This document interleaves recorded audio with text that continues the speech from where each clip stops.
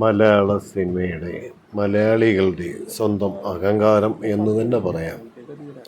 Comedy സാമ്രാട്ട്, comedy രാജാവ്, comedy കലയുടെ ചക്രവർത്തി ജഗതി ശ്രീകുമാർ ചേട്ടൻ്റെ 75ാം ജന്മദിനാഘോഷം അൽസാജ് ഓഡിറ്റോറിയത്തിൽ വെച്ച് നടക്കുകയുണ്ടായി.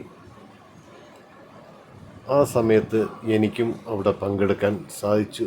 അതൊരു നല്ലൊരു ഭാഗ്യമായി ഞാൻ കാണുന്നു.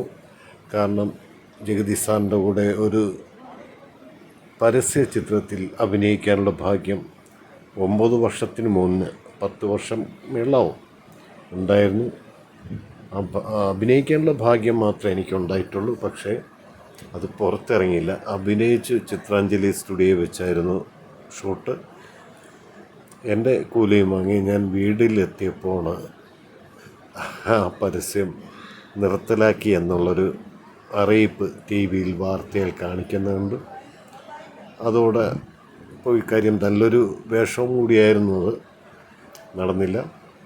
പിന്നെ ഇന്നത്തെ ദിവസം 23-ാം തീയതി അദ്ദേഹത്തിൻ്റെ 75ാം ജന്മദിനാഘോഷം അൽസാജിൽ വെച്ച് നടക്കുകയുണ്ടായി. അതിൽ എനിക്കും പങ്കെടുക്കാൻ പറ്റി. എൻ്റെ കൂടെ എൻ്റെ സുഹൃത്തും വന്നായിരുന്നു. അവിടെ ഞാൻ അഭിനയിച്ച ഫിലിമിൽ MR ഗോപകുമാർ സാറൊക്കെ ഉണ്ടായിരുന്നു. ആ സാറുമായിട്ട് ഫോണിൽ വിളിച്ച് ഞാൻ സംസാരിക്കുകയും ചെയ്തു. പുള്ളി ഫ്രണ്ടിലായിട്ട് ഞാൻ ബാക്കിലും. അതുകൊണ്ട് നല്ലൊരു അനുഭവമായിരുന്നു. പിന്നെ മേനക ചേച്ചി, സുരേഷ് കുമാർ സാറ്, മേനക ചേച്ചിയുടെ ഭർത്താവ് ചിപ്പി, രഞ്ജിത്ത് ചേട്ടൻ, Dinesh Panicker sir, PC George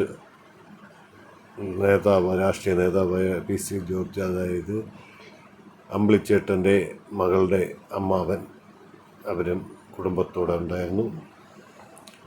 നല്ലൊരു അനുഭവമായിരുന്നു ഇന്നത്തെ ദിവസം എനിക്കുണ്ടായിരുന്നത്. ജഗതി സാറിനെ വർഷങ്ങൾക്ക് ശേഷം ഒന്ന് നേരി കാണാൻ പറ്റിയതിലും സന്തോഷം. നല്ലൊരു മനുഷ്യനായിരുന്നു. അഭിനയിക്കുമ്പോൾ നടന്മാരുമായിട്ട് നല്ലൊരു എന്താ പറയുക, നല്ല ഒരു സൗഹൃദം കാത്തു സൂക്ഷിക്കുന്ന ഒരു കൊമേഡിയൻ. വാ തുറന്നാൽ ചിരിച്ചു പോകും. അങ്ങനെ ഒരു വ്യക്തിത്വത്തിനുള്ള ഒരു ഉടമയായിരുന്നു. പക്ഷേ ഇങ്ങനെയൊക്കെ സംഭവിച്ചു പോയി, പറഞ്ഞിട്ട് കാര്യമില്ല.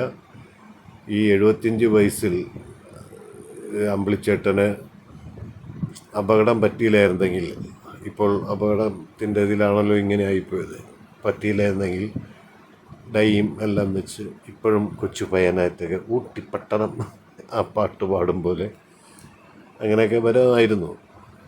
അദ്ദേഹത്തിൻ്റെ കുറച്ച് ഭാഗങ്ങളൊക്കെ അവിടെ കാണിക്കുകയും ചെയ്തു. അപ്പോൾ ജയ് സാറ് സ്റ്റേജിലുണ്ടായിരുന്നു. അതും കൂടി ഞാൻ ഇതിൽ പിൻ ചെയ്ത് വയ്ക്കാം.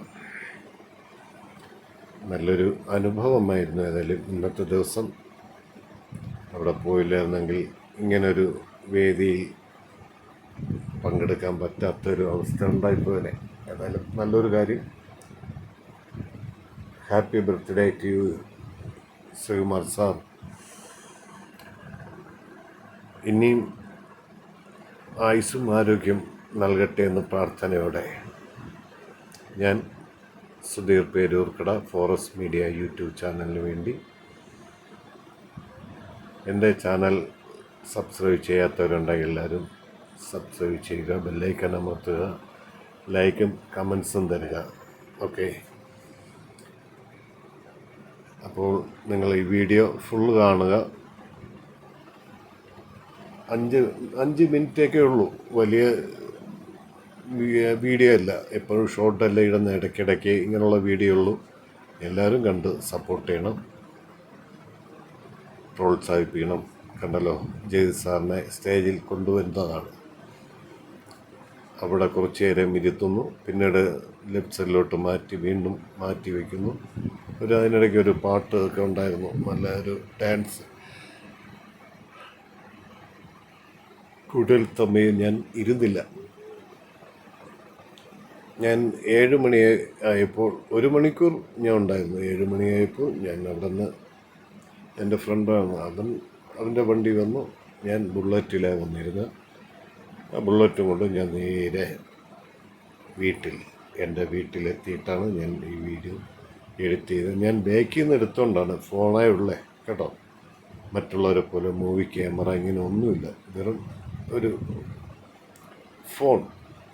ആ ഫോണിലാണ് ഞാൻ ഈ വീഡിയോ എടുത്തിരിക്കുന്നത്. നിങ്ങളുടെ മുമ്പിൽ ഈ വീഡിയോ ഞാൻ എത്തിക്കുന്നതും ഈ ഫോൺ വഴിയാണ്. വലിയ ആളല്ല, പാവം. അയ്യോ പാവം സുധീർ. ഫോറസ്റ്റ് മീഡിയ പ്രസൻസിന് വേണ്ടി ബായ്.